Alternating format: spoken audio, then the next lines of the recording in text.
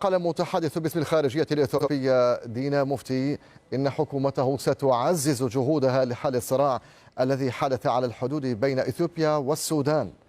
ونفى المتحدث أن تكون بلاده قد حذرت السودان بشأن الخلاف الحدودي، وقال إن السودان بلد شقيق لا تعطى له إلا النصائح. واتهم مفتي طرفا ثالثا لم يسمه بتأجيج الخلاف، وأضاف في تصريح خاص للجزيرة أن دخول ميليشيات وقوات سودانية إلى الأراضي الإثيوبية لن يخدم مصلحة البلدين. إن ما قيل بسبب الخلاف الحدودي بأن إثيوبيا أعطت تحذيرا للسودان كلام غير صحيح. السودان بلد شقيق وحبيب، وما قلناه كان نصائح تمكننا من تجاوز الخلاف. الشقيق لا تعطى له تحذيرات، يعطى نصائح، يكون أفضل إن فعلنا ذلك.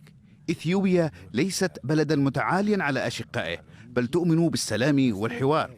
هناك جهات تسعى لتعميق الخلاف وتروج لمثل هذه الإشاعات.